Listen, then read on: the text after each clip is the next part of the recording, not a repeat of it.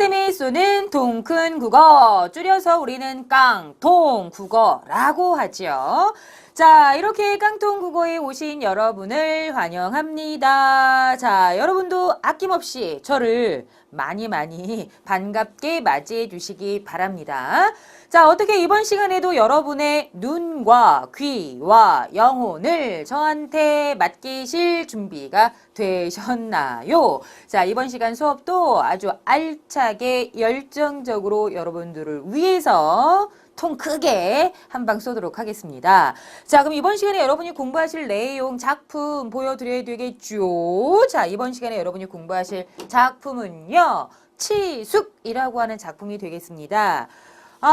그냥 이렇게 치숙이라고 보고 있으면 뭔 뜻이지? 옆에다가 참고하시라고 한자를 좀 적어 드릴까라는 생각도 했으나 뭐 한자 본다고 해서 한자가 또 생각보다 어렵더라고요. 저도 그냥 볼 줄만 알지 쓸 줄을 잘 몰라서 치숙 뭐 들어보셨나요? 그러니까 사실 우리 중학교 그 중등 교과 과정에서 자주 만날 수 있는 작품은 아닙니다. 그런데 이 치숙이라고 하는 작품이 그 수능을 준비하는 그 문학 작품들 보면 이렇게 그래도 나올 확률이 높은 작품들 이렇게 순서대로 꼽아놓은 뭐 교재나 그런 뭐 문제집들 이렇게 참고를 해보면 꽤 중요한 작품으로 손꼽히는 그런 작품들 중에 하나입니다. 그래서 어떻게 보면 중등 교과 과정에서 다루어지는 작품들 중에서는 조금 수준이 있는 조금 다루어질 내용들이 많은 그런 작품이라고 보시면 되겠는데, 자, 치숙이라고 하는 일단 뭐 작품의 제목을 좀 알면 좋을 것 같죠. 이게 한자어인데 치자가 어리석을 치, 그 다음에 숙은 아저씨. 그러니까 왜 우리가 그 친척 관계 중에 그 뭐 삼촌, 오촌 그 홀수로 되는 그 아저씨뻘 되는 분들한테 요 숙자를 붙이는데 그러니까 그 숙자거든요. 그러니까 이걸 그냥 아주 간단하게 명쾌하게 여러분에게 단순하게 말씀을 드리면 어리석은 아저씨. 그러니까 어리석은 모르는 아저씨가 아니라 친척 아저씨. 근데 그 아저씨가 어리석어. 바보 같아. 그러니까 이것만 보고 있으면 또 어른이 또 나이값 못하고 또 엉뚱한 짓 했구나. 좀 뭐 바람직하지 않은 행동을 했구나. 그러니까 조카가 보기에 그 아저씨가 참 어리석어 보이구나. 바보 같아 보이구나 라고 생각이 되는 그런 제목입니다. 자, 일단 제목은 이해하셨죠?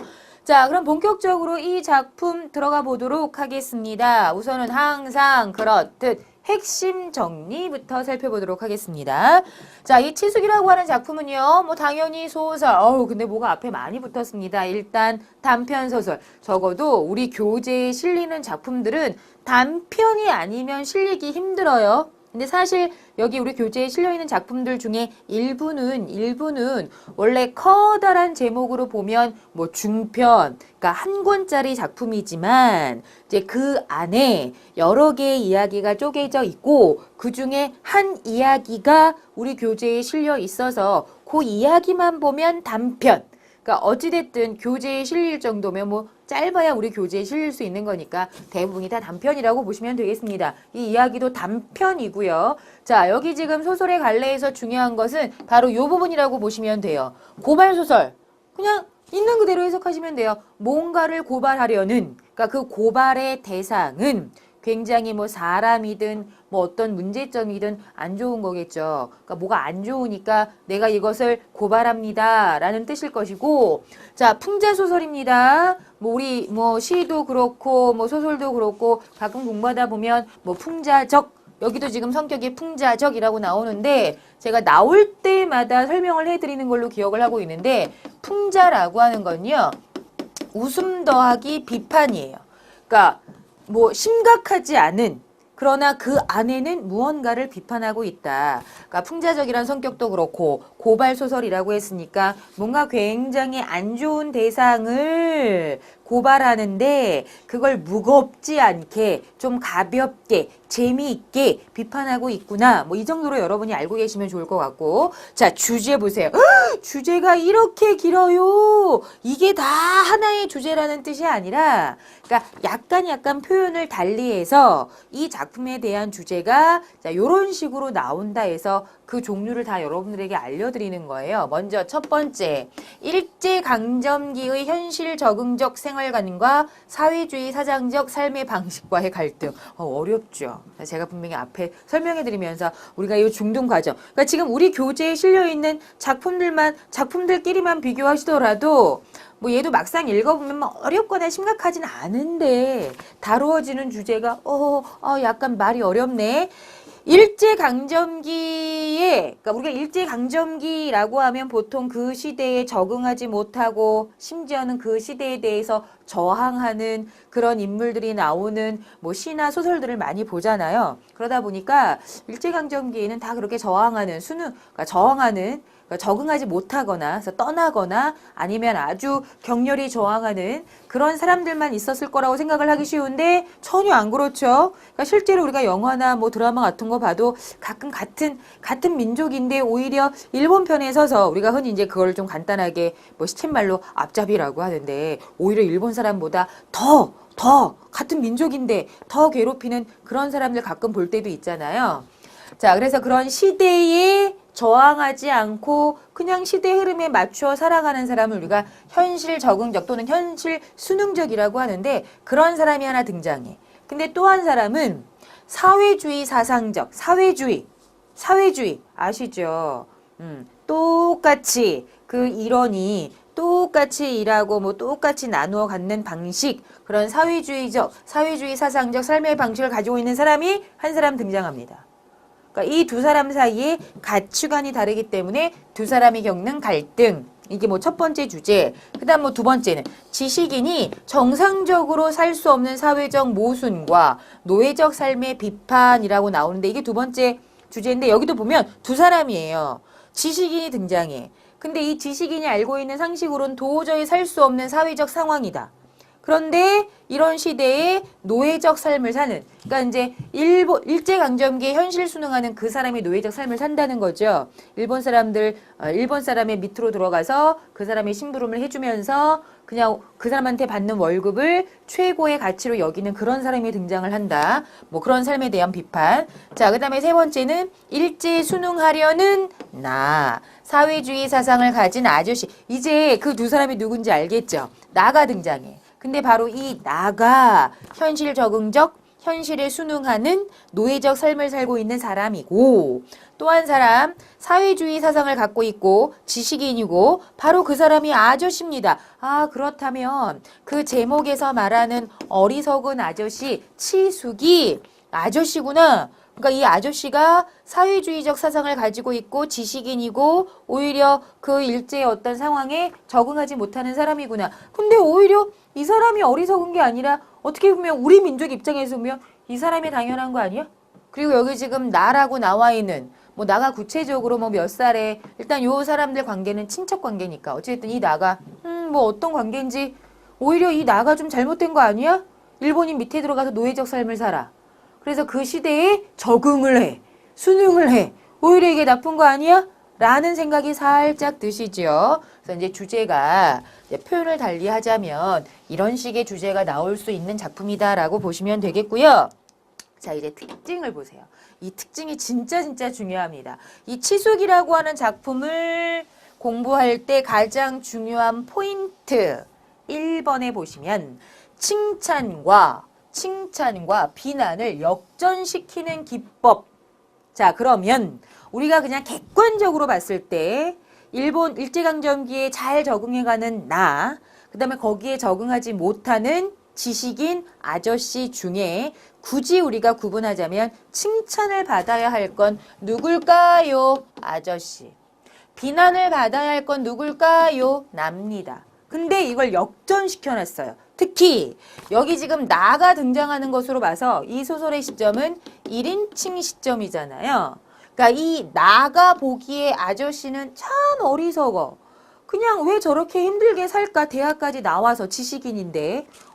그냥 나처럼 일본 사람들 비위 맞추고 돈이나 벌고 그러면 편안하게 살 수 있는데. 그러니까 내가 보기에 아저씨는 어리석은데 우리가 보기에 좀 잘못된 건 나라는 거죠. 그래서 이 소설이 뛰어난 이유는 내용이 어렵고 복잡하고 막 심오하고 그래서 그런 것이 아니라 비난받을 사람이 긍정적으로 그리고 칭찬받을 사람이 오히려 비난받을 사람한테 비난을 받고 있어. 그래서 칭찬과 비난의 역전이라는 기법을 통해 우리도 처음에는 나가 좋은 사람이고 아저씨가 부정적인 사람이라 생각하는데 읽다 보면 이게 아닌데. 그래서 오히려 우리가 나를 그 소설 속에 등장하는 나를 네가 잘못된 거야 라고 하면서 오히려 그 사람을 이제 우리가 부정적으로 평가하는 거죠. 자, 그래서 나를 통해 아저씨의 사고방식을 비난하지만 사실은 이 작품은 멀리서 보면 객관적으로 보면 오히려 우리 독자는 나를 비판해야 됩니다. 나를 비판하고 아저씨에 대해서는 오히려 긍정적. 그러니까 좀 일제강점기에서 바람직하지 못한 근데 이제 아저씨의 한계도 어떤 민족 의식이나 아니면 우리나라를 빨리 독립시켜야 되겠다라는 것보다는 앞에서도 보여드렸지만 이제 사회주의 사고 방식을 가지고 있다. 사회주의 사고 방식으로 뭔가 좀 사회를 변혁해 보려고 하기 때문에 원래 엄밀히 말하면 아저씨도 100% 긍정적인 인물은 아닙니다. 그렇다고 해서 나한테 그렇게 비난받을 만한 인물도 아닌데 여기 등장하는 나는 아저씨가 참 어리석어 바보 같아 보이는 거죠. 약간 좀 더 강하게, 약간 머저리 같아 보인다라는 거죠. 자, 그래서 이제 이렇게 평가한다. 그러니까 우리는 이제 그런 객관적인 입장에서 이 소설을 봐야 한다라는 거죠. 자, 속어나 비어를 많이 사용하여 사실성을 부여하고 특히 표현이 마치 내가 그냥 우리 집에 아저씨가 한 사람이 있는데 참 내가 보기에 우리 아저씨 참 어리석어 보입니다. 조금 뭐 이렇게 좀 못나 보입니다. 나보다 못나 보입니다. 라고 하면서 얘기를 해. 그래서 독백체, 경어체, 높임말을 쓰고 있습니다. 그러니까 이제 우리가 읽다 보면은 이 나가 혼잣말 하는 걸 마치 내가 옆에서 엿듣고 있는 것 같은 그런 느낌이 들거든요. 사용하여 서술자와 독자의 거리를 가깝게 느껴지도록 하고 있다. 1인칭 시점이에요. 1인칭 시점. 근데 관찰자 시점. 마치 내가 아저씨를 관찰하는 듯한 말투. 그러니까 살짝 거리감이 있을 수 있는데 마치 말하듯 누군가에게 이렇게 말하듯 그렇게 고백하듯 이렇게 이야기하고 있어서 그나마 좀 거리가 가깝게 느껴지고 있다라고 보시면 됩니다. 제일 중요한 건 1번이에요. 칭찬과 비난의 역전. 그래서 이렇게 역전시키는 기법을 사용했기 때문에 이게 심각하게 비판하는 게 아니라 웃음기를 띤, 그러니까 우리가 보기에는 오히려 이제 이 나를 보고 아니야, 그 아저씨가 잘못된 게 아니야, 네가 잘못된 거구만 하면서 이렇게 약간 웃음기를 띠면서 나를 비판할 수 있다. 그래서 풍자적 기법이다라고 볼 수가 있다라는 거죠. 자, 등장인물의 성격 볼게요. 딱 두 사람입니다. 나하고 아저씨 딱 두 사람이에요. 먼저 나. 이 글의 서술자 1인칭 시점. 자, 보통학교. 그러니까 지금으로 얘기하면 뭐 초등학교 정도를 이야기하겠죠. 보통학교 4학년을 마치고 그러니까 많이 배우지를 못해서 그러니까 이제 본문에 보면 이제 원래 공부를 더 할 수 있었는데 이제 부모님을 이제 어렸을 때 잃어서 이제 그 할아버지 댁에서 이제 자라게 되거든요. 이제 그 할아버지네 집안이 망하면서 어쩔 수 없이 학업을 이제 그만둘 수밖에 없었다.